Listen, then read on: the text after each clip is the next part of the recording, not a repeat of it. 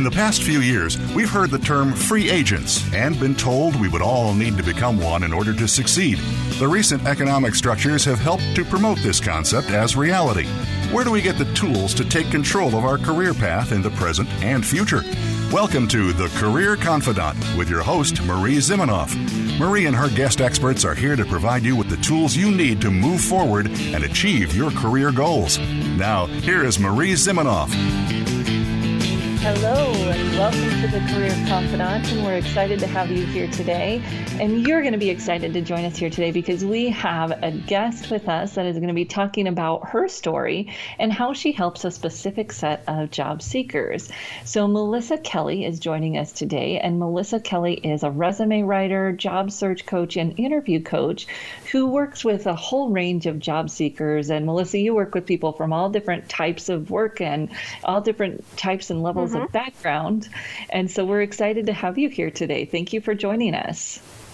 Oh, you're welcome. I'm thrilled to be on the show today. Yes, and one of the types of clients that you work with specifically is clients on the autism spectrum and those who live with a attention deficit hyperactivity disorder, ADHD, and those with disabilities. And so I'm excited for you to come and share this with us today. And one of your stories is that you also were diagnosed with autism, but that was a little later in life. Tell us when you were diagnosed with autism. That's right. I was 38 years old when I received my diagnosis. So up to that point, growing up, going through elementary, middle school, and high school, as well as college, I was undiagnosed. And honestly, when I was diagnosed with, at that time was called Asperger's syndrome, and then until a couple of years ago when it was rolled into a general diagnosis called autism spectrum disorder. So many of the things that I couldn't figure out about myself, life, certain, especially social areas I was having difficulty with, it was one of the biggest eureka moments in my life to be diagnosed and, then in researching that, understand what the characteristics were. It honestly was like looking in a mirror. Oh, sorry. Yeah, I bet that was very affirming in some ways, just to say, this explains. It was also very empowering. Why do you think it took so long for you to be diagnosed? Well, there's a few reasons for that. First of all,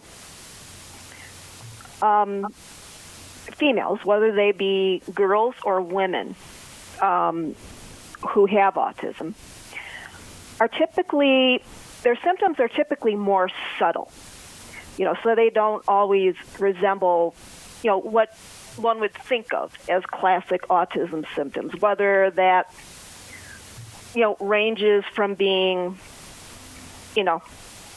nonverbal and, having difficulty learning how to speak, possibly not, an infant not pointing out things at the developmental time frame they should, to, getting into fights a lot at school,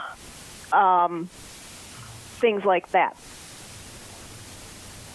One thing that happened with me that now I know should have actually been a flag for the type of autism I have, I started reading at 2 years old. Another thing, there's pictures of me at that age sitting on the couch reading to my 6-month-old brother, and and I'd always read above age level.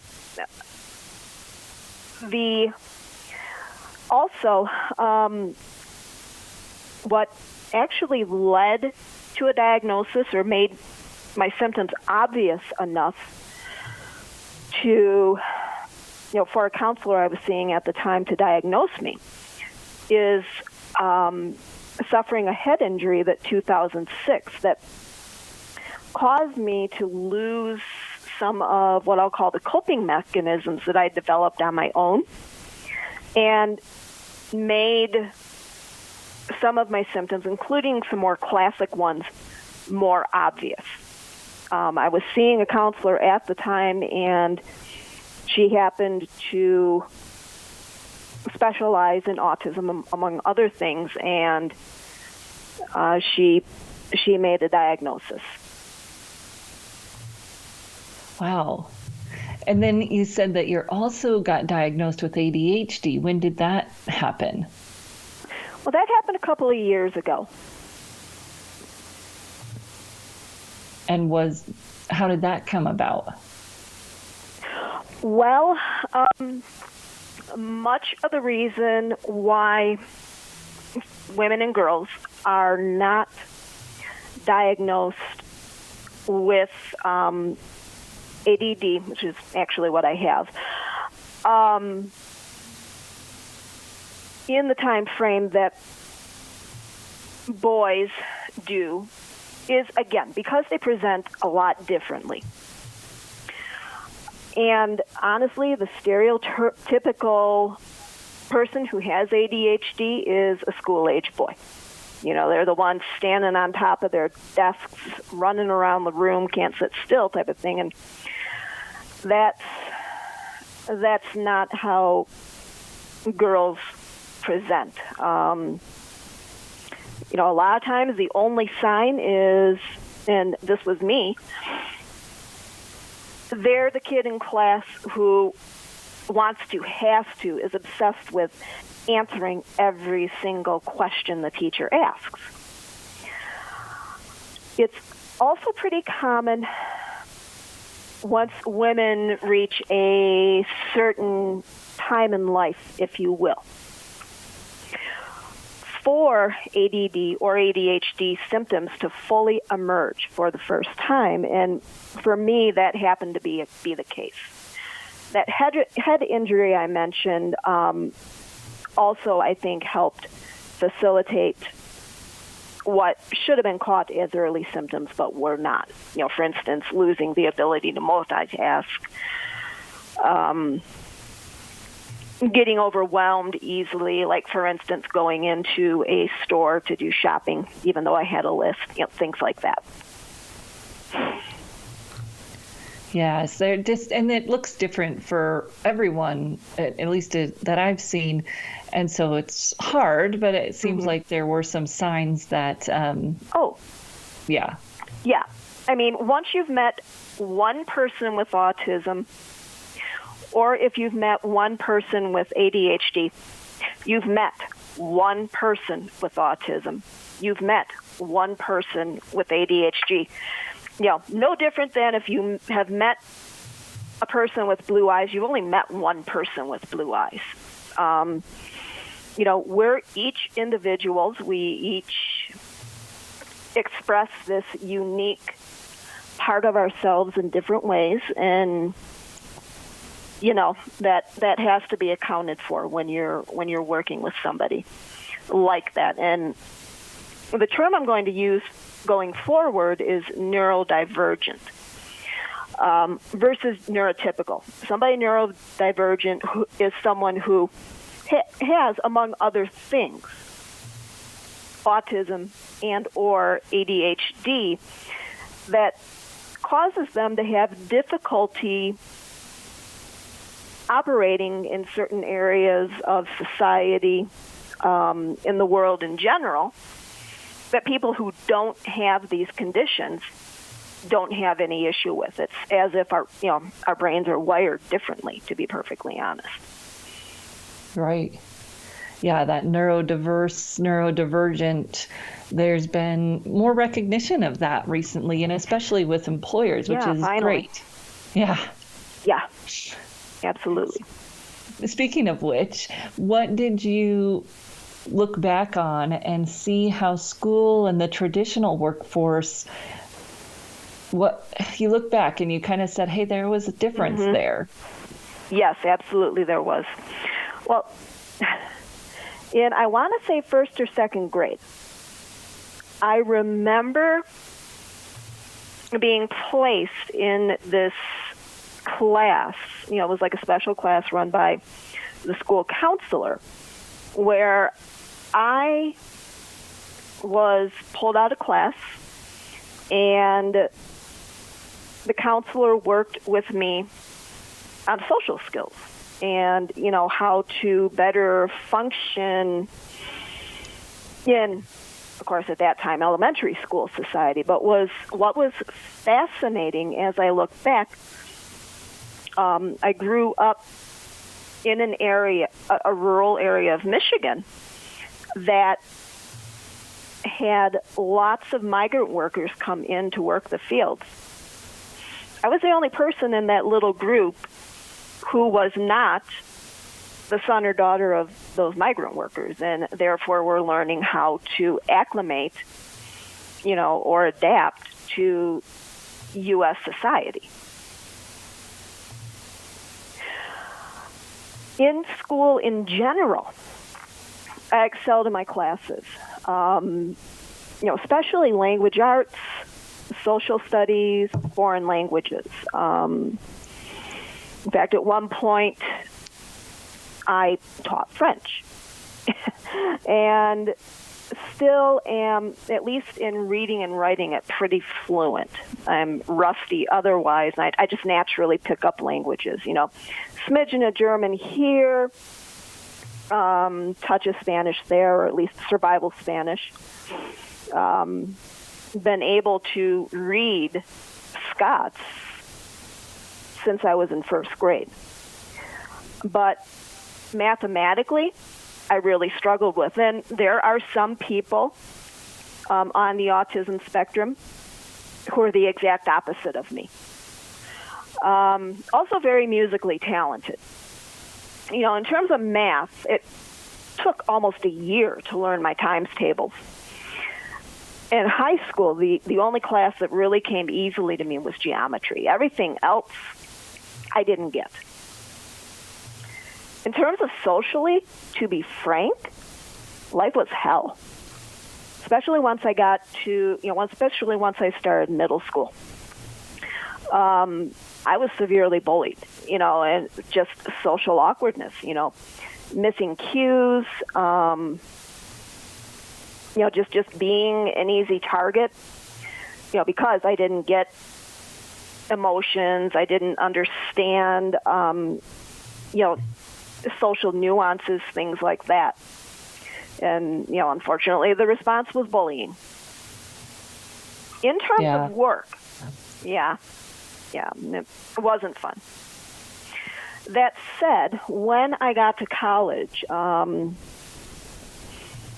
that stopped. I was lucky to get in with, you know, a very small core group of friends, and, you know, we pretty much did everything together college-wise. I didn't do the normal college experience of pledging into a sorority or anything like that. I just inherently knew it would be too much. And I also had the advantage of going to a very tiny private school that at the time had a total student population of about 1,100. You had asked about work, too. Yeah. In several jobs, I had these incidents where, you know, I thought I had been doing a great job until performance evaluation time. And during that performance evaluation, to find out that I was not. The equivalent that I usually fall back on is, you know, I thought I was doing A work, and then when I got my report card back, I got a D on it, and just couldn't understand why. Looking back, I know I did well in situations where I was, first of all, given structure and for the most part allowed to work independently.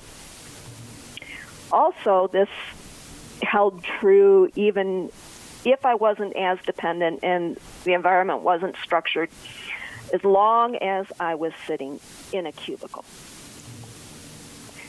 Once the more open bullpen-style work environments became a thing, I absolutely couldn't function. Just could not. There was, too much of what I now understand was sensory overwhelm taking place. The big change, though, happened as a result of my head injury and the effects it had on me that I described earlier.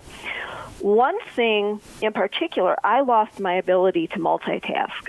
At the time, I was a buyer with one of the big three.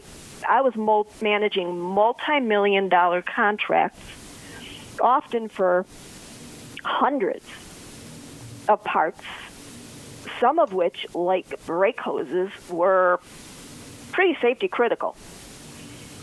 And my ability, the loss of my ability to juggle tons and tons and tons of plates all the time and keep them all the air, honestly was a career ender. So was, to an extent, the economic downturn of 1998. I was laid off from what turned out to be my final automotive job just prior to the big automotive companies declaring bankruptcy. But a part of it was because I'd just been diagnosed with autism and had chosen to disclose that to my employer. My immediate supervisor had a son who was autistic and ultimately just couldn't handle having someone else with the same condition on his team. So after that happened and I got my head straight, I decided that what I would want to do next was something I'd always liked doing. So I created an LLC. I became self-employed first as an editor and eventually as a resume writer. Yeah, well, we're going to talk more about that when we come back from a short break. So we're going to take a short break and we'll be right back here on the Career Confidant. You know that the career landscape has changed and that you need to be proactive about managing your career. You can have the foresight, skills, and confidence you need to take charge of your career and seize opportunities. A strategic advantage and career expert, Marie Zimenoff has helped thousands of leaders like you get focused, get found, and get hired. Visit getcareersmart.com to find out more. That's getcareersmart.com or call 800-521-2080 to schedule your complimentary consultation. Today, expertise equals credibility. When you know what to do and how to do it, people follow because they acknowledge that you know more. However, stepping up in your career eventually pushes you out of your comfort zone of expertise. How you lead at those moments requires new skills. We're here to show you how to survive and thrive. Join me, Wanda Wallace, on Out of the Comfort Zone at Voice America Business Channel. You can find more information at leadershipforuminc.com. You hear about it all the time. Compromises, destructive malware, major breaches. You can't turn on the news without hearing about the latest cyber event. Learn more about cybersecurity, how it has become one of the most significant threats to our national security, and the battle experts undergo every day on your behalf to protect you, your families, and your data. Task Force 7 Radio with host George Reedus is the voice of cybersecurity around the world. Tune in live every Monday at 8 p.m. Eastern Time, 5 p.m. Pacific on the Voice America Business Channel. Voice America Business Network, the bottom line in business.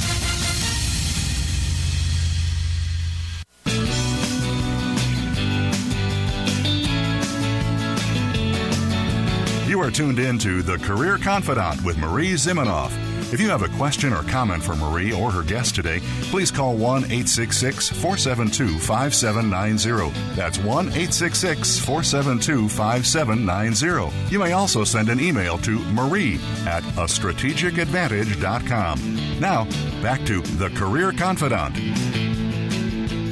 Hello and welcome back to the Career Confidante. And today we're talking with Melissa Kelley about how her story, her evolution into the careers industry. And Melissa, you were just sharing your story about how you transitioned from the automotive industry into writing and then eventually into resume writing and career coaching. Mm-hmm. So let's talk a little bit about how you work with clients that have autism or ADHD.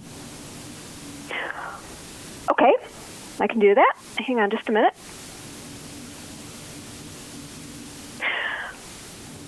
First of all, I'm very upfront with neurodivergent clients, and I tell them I have autism too, or, I also have ADHD. This obviously breaks down any walls that might exist. It builds instant rapport and sets an immediate comfort level. I mean, I can see the client sometimes breathe a huge sigh of relief, because they know we're each other's people.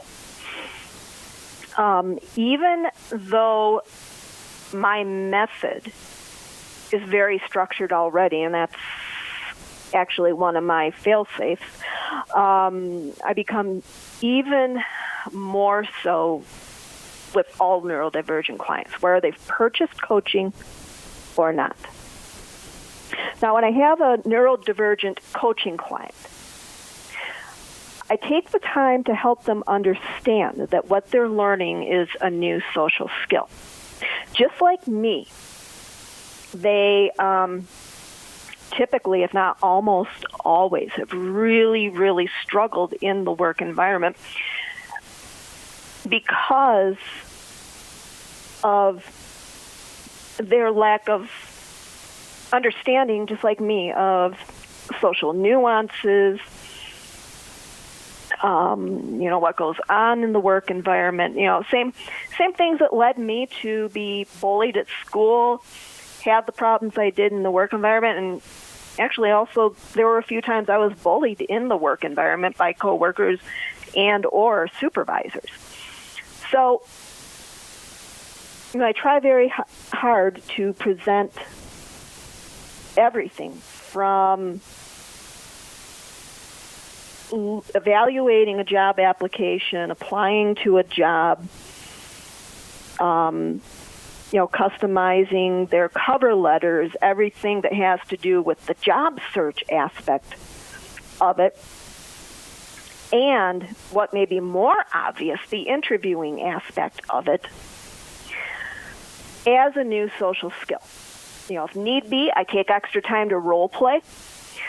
And I haven't needed this technique yet. I also have in my hip pocket a social skill teaching tool called Social Stories, that if a client really, really seemed to have difficulty understanding how to do something, for instance, networking, which is terrifying for anyone, but even more so for somebody neurodivergent, then I would say what they were most afraid of. I would develop one of these social stories if I needed to. And at its core, the social story is an explanation of what to do and what not to do in a given situation. And it typically takes the form of a comic strip. That way, you're hitting on visual learning, and you've also got the words to read. This tool is, to be honest, typically used in a school setting. So it's a little bit of an out-of-the-box use for social stories, but it would still be highly, highly effective. It would have the same results for an adult that it would for a minor. And I know this myself because when I was first diagnosed, I used social stories to an extent to help me relearn and rebuild some of the coping skills and mechanisms that I had lost back in 2006. There is one thing that I always emphasize, and you're going to find this with any neurodivergent client, and that is eye contact. This is especially true for people with autism, and it's just a part of how we're built. And depending on the person, making eye contact can range from just, it makes me uncomfortable, like a scratch your sweater might, to honestly physically painful. So a couple of hacks I have, and I teach my clients, are obviously if you're in a virtual interview, all you have to do is look at the camera. You're making eye contact and you're not even looking at the person.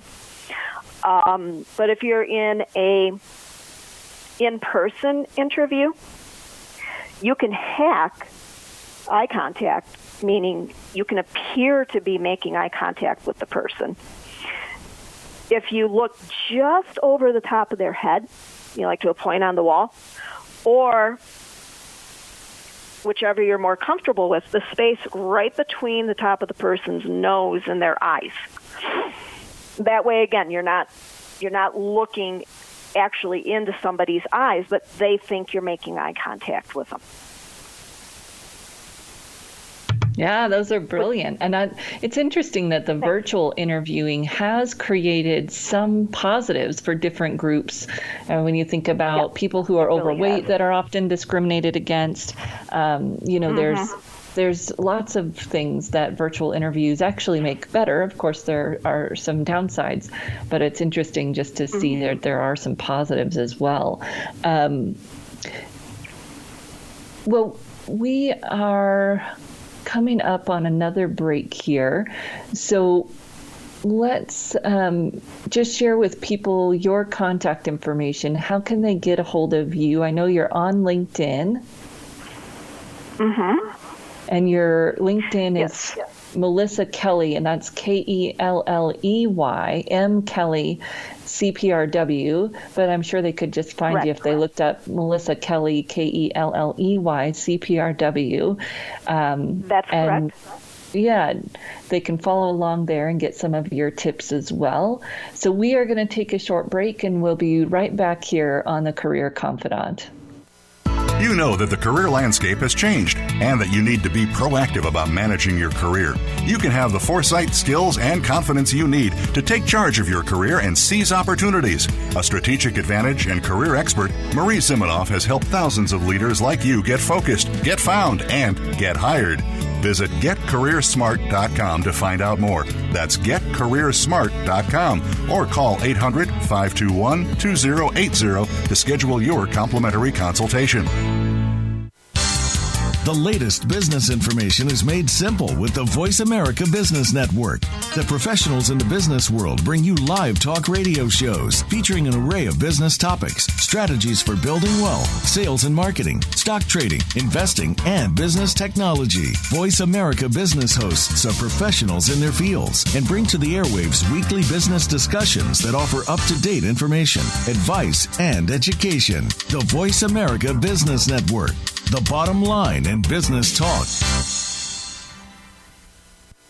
Today we live in a truly global environment. Business can more easily be conducted now in almost any part of the world. How do you, as a business owner or professional, navigate the ever-changing business landscape? Tune in to Leadership Beyond Borders with host Kimberly J. Lewis. With a worldwide resource of guests, you'll find out what opportunities and challenges surround diverse and virtual organizations. Listen live every Tuesday at 3 p.m. U.S. Pacific Time on the Voice America Business Channel.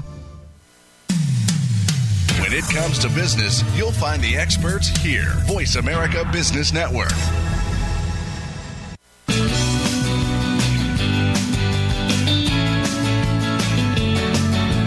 You are tuned in to The Career Confidante with Marie Zimenoff. If you have a question or comment for Marie or her guest today, please call 1-866-472-5790. That's 1-866-472-5790. You may also send an email to marie@astrategicadvantage.com. Now, back to The Career Confidante. Hello and welcome back to the Career Confidante. And today we've been talking with Melissa Kelley about her story as a neurodivergent worker, student, and then eventually also a career coach and resume writer. And then also talking about how you work with clients and how our colleagues can work with clients if they're in this group, neurodivergent, of course, being a large group, and we're talking more specifically about autism and ADD. Anything else you would add about how our colleagues can work with those who have autism or ADHD? Certainly. First of all, the first thing to understand is that for a neurodivergent client, you really are teaching that person a new social skill, whether you're writing a document portfolio or providing coaching.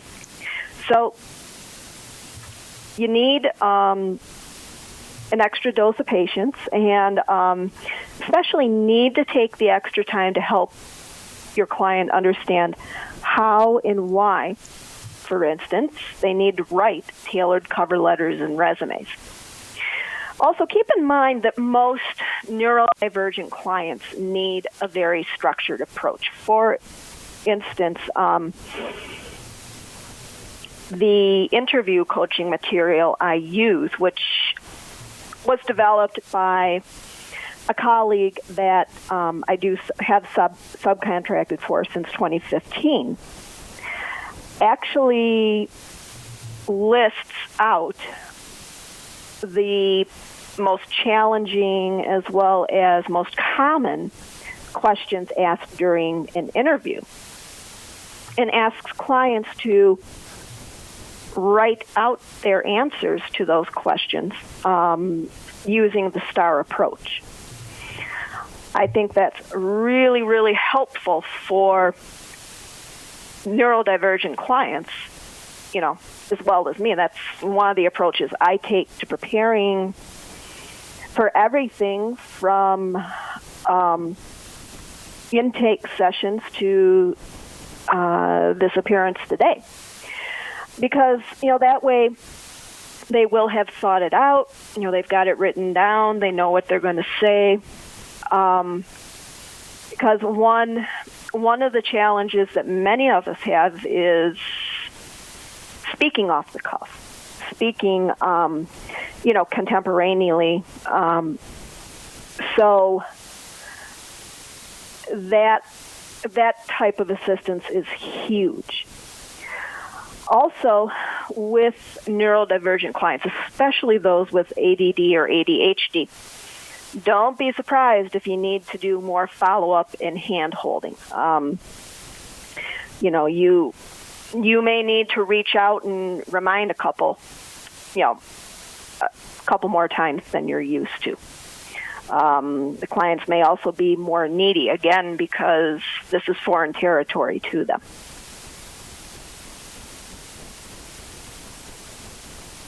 Yeah, it's as you said, learning the social skills as well as the job search skills. There's multiple layers going on there. Right, and I'll be honest, most of my clients are neurotypical. And I always, I see it as a great irony that here I am, I'm neurodivergent, and I'm teaching a client base that's primarily neurotypical how to function in a job search. Well, and there's skills that all of us struggle with, just like when you were talking about middle school or whatever they call it now, junior high, middle school. All of us hate middle school, but it just adds that additional layer of struggle. Yeah. Absolutely.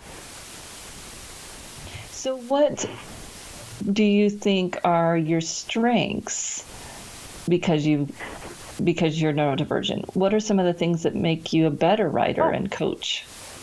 Sure. Well, for all clients, some of the strengths that being neurodivergent give me include being very thorough, being very highly structured. I'm like this because I need to be in order to do a good job for my clients and in order to succeed as a resume writer and coach. And ultimately, this does result in better outcomes for clients, whether they've invested in a document portfolio, coaching, or both. And in terms of analyzing and building resumes, I'm very quick to see patterns. So, that helps me put together a better resume from the start. As I mentioned before, for a neurodivergent client, as soon as I tell them, well, you know what, I have autism too. I have ADD also, or both. It's just, we immediately click, because we're wired the same way. Like I said, we're each other's people. Yeah. Now, tell me a little bit about what advice you would have for our colleagues who have a neurodivergent client that invests in their services. Sure.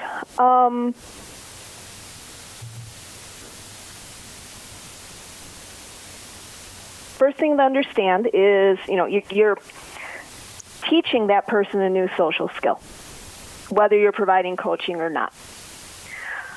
So you're going to need to take extra time, help them understand, for instance, why they should answer,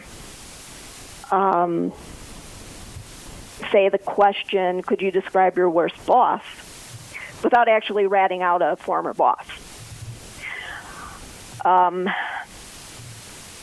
As much as possible, you should also provide a very structured approach to neurodivergent clients. One of the things, that I do, and again, it's part of helping myself be successful, is I do use an intake form. And it's, very structured. And, those answers help me do a good job at building a client's first draft. Also because I don't always hear things accurately due to a condition that people with autism, people who have ADHD often have. It's called auditory processing disorder. And it's basically the auditory equivalent of dyslexia. Having all of that in written form ensures that I didn't hear the client incorrectly when they told me something, and therefore take down incorrect notes. And again, you will need, probably, especially the client who has ADD or ADHD, you'll need to do more follow-up than you might normally do. You might also, find that client is a little bit more needy, so you'll need to hold their hand a little bit more. Yeah, that's great advice. Thank you for sharing. Just to think about how to do things differently and what they need. Mm-hmm. So right. We talked about some of the perks, some of the things that make you great as a writer and a coach because of your neurodivergence. What about the challenges that you have had to address and how you have addressed them? Oh my gosh, you should see all the alarms on my iPhone. In all seriousness, I need a pre-warning before, as well as an alarm at the time of meetings to help me transition smoothly. Out of work mode into meeting mode. I also have a timer that I don't always remember to use, but it's my intention to use for each writing task I've got planned out for any given day. to make sure I don't hyper-focus on just that one task. Otherwise, something, say a revision that should have only taken me 15 minutes to a half hour, I'm still working on the darn thing several hours later. And therefore have put myself way behind on everything else.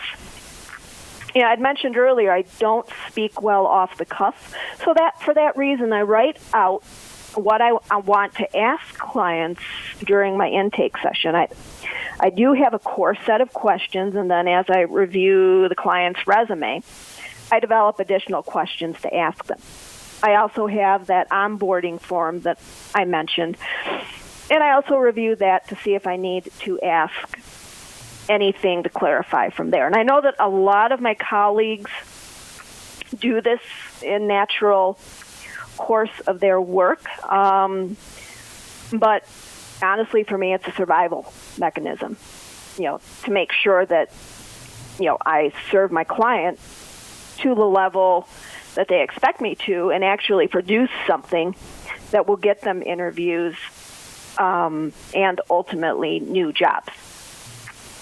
I had mentioned the auditory processing disorder a few minutes ago, and so I need, although I take notes during an interview, I still need to have the key input from clients in writing.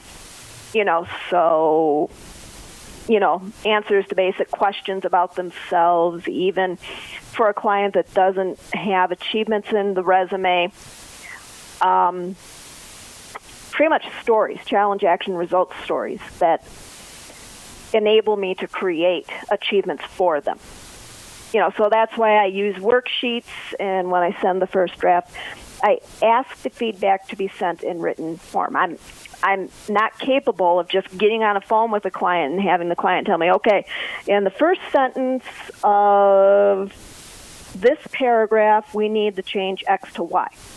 I will do editing calls, but they do have to send me their notes and what they want changed in written form prior to the call, so that A, I'm not blindsided, and B, I'm trying to answer something on the spot, off the top of my head. A few other things that I do is, and I'm sure other of my colleagues do this too, is, when I send an email, for instance, a first draft or a proposal, those two especially, I have automated follow-up emails attached to them. So say a week later, I haven't received any feedback from a client on their first draft, boom, this follow-up email goes out with a reminder, hey, I need to hear back from you. I've also built a project management board in Trello that helps me keep track of clients. I also use a planner. I also have a whiteboard too. Just all these little things to help me keep track of where projects are.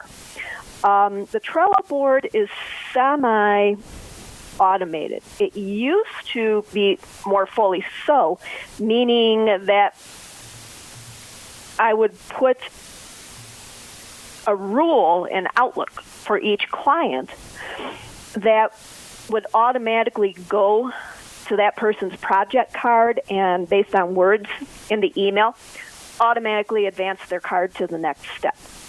Mm. But the rules started crashing Outlook because there were so darn many of them.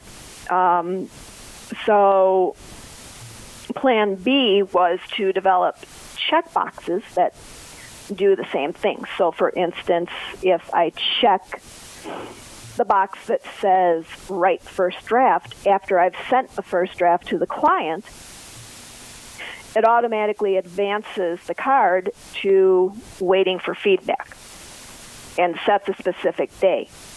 So when I look at my look at Trello, I'll see, hey, this client's supposed to be followed up with today. I can double check to make sure that that is the case. Well, those are great tips for any resume writer, but definitely help keep things intact for people that may have a little bit more structure. And I know that you do have career colleagues that refer clients to you when they're neurodivergent and the colleague just isn't proficient in working with those. So I appreciate you so much coming on and sharing your information and sharing your insights that I think are helpful for many different client situations, but of course specifically for those clients who are neurodivergent. So Melissa, thank you so much for coming in. We're going to take another short break and we're going to say goodbye and thank you to Melissa, and then we'll be back here on the Career Confidant just to tie a little bow around this for you and give you some takeaways. We'll be right back here on the Career Confidant. You know that the career landscape has changed and that you need to be proactive about managing your career. You can have the foresight, skills, and confidence you need to take charge of your career and seize opportunities. A strategic advantage and career expert, Marie Zimenoff has helped thousands of leaders like you get focused, get found, and get hired. Visit getcareersmart.com to find out more. That's getcareersmart.com or call 800-521-2080 to schedule your complimentary consultation. Voice America programs are now available on your favorite connected device, including Amazon, Alexa, and Google Home. Through streams with Apple Podcasts, TuneIn, and iHeartRadio, listening to your favorite show is as easy as saying the show name followed by the word podcast. Hey, Alexa, play Finding Your Frequency podcast. If that doesn't work, try adding on TuneIn or on iHeartRadio or on Apple Podcasts. Voice America Business Network, the bottom line in business.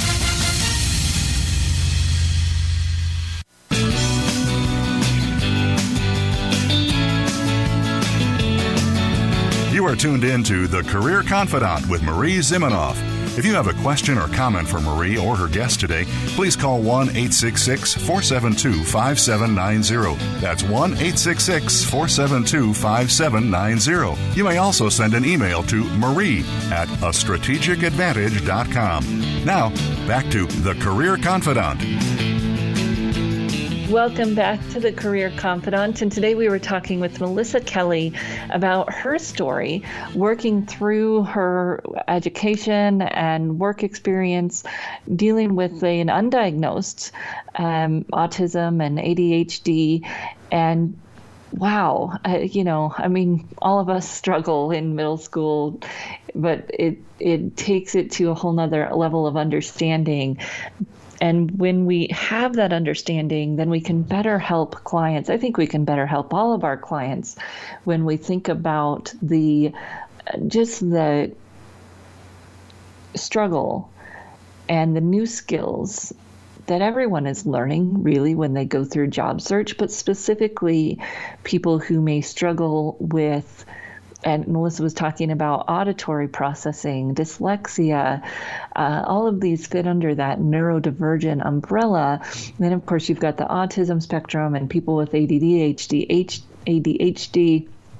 Just thinking about how do we in the career services industry help these individuals, well, all individuals, but really meet people where they're at and what are they struggling with, and how can we help them learn systems, structures, processes that make the job search easier, that then actually might also carry over into their workplace. And Melissa talked a little bit about the structures that she has set up for her projects, for her engagements, having those forms so that she's getting the information in multiple ways. I know a lot of our colleagues also transcribe their calls and go back to those, whether or not they struggle with getting the information auditory. It's just an excellent way to be able to go back and make sure we didn't miss anything. I do enjoy taking notes during my calls, but it's always figuring out what works for you. And so if you're a job seeker, same approach, what works for you? How are you going to track your applications? How are you going to make sure that you know who's giving you a call when you're having that next interview? Because when you don't know that, you can fluster yourself, not have the communication skills at the ready that you need to have at the ready to wow that employer, and cause a lot of extra stress. And, no one performs well under stress, let alone additional stress. And that's one of the things I love about how Melissa is helping people, is especially in that interview coaching, job search coaching, having those scripts, having a process that can really help you be successful. And we all can benefit from those types of activities to really understand what is expected in this conversation. How can I work on recognizing social cues? No matter what you're, neurodivergent or not, we can all work on listening better, reading those social cues better, and having that knowledge that those skills are just important as how to look for a job, how to target your resume, all of those pieces come together. I also loved how Melissa shared the benefits, if you will, of virtual interviewing. It's hard for some individuals to make eye contact, but now you can look at the camera, and because you're looking at the camera, you're creating eye contact without actually looking into someone's eyes. Of course, we may struggle with video for other reasons. So as you're talking with your clients about this, or if you've got someone, your friends or family, I'd also encourage you to think about how you can ask for accommodation in the process. If they're doing interviews a certain way, can you reach out and ask for that accommodation for the process? How are you going to work best? Knowing those things about yourself and asking for that process to be adjusted doesn't necessarily mean you have to disclose your disability if you don't want to, or disclose your neurodivergence if you don't want to.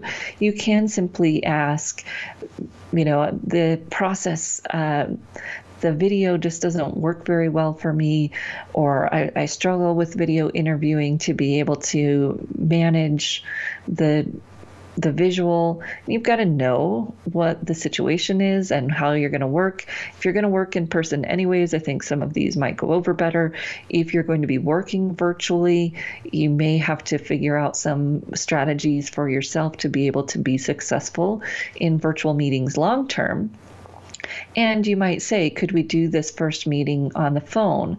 Or, is it a phone screen to start with? Just putting that out there, the recruiter might say, oh yeah, let's do phone. They're just as tired of Zoom as you are, right? So finding some creative ways to suggest things that are going to work for you, especially in the job search process.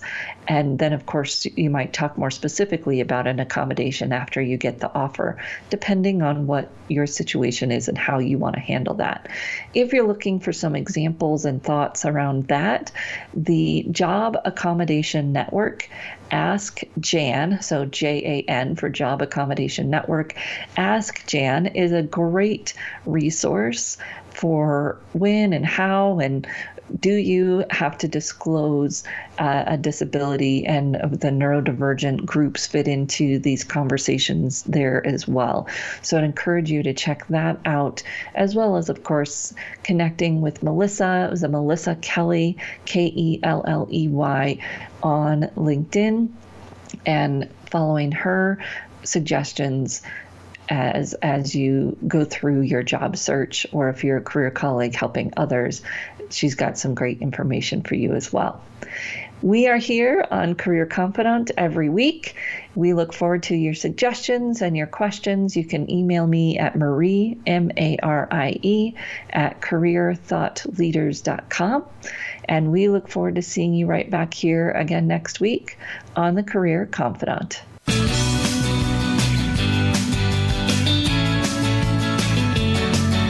Thank you for listening to The Career Confidant. Marie Zimenoff will return again with another terrific guest next Monday at 6 p.m. Eastern Time, 3 p.m. Pacific on the Voice America Business Channel. Be sure to join us then.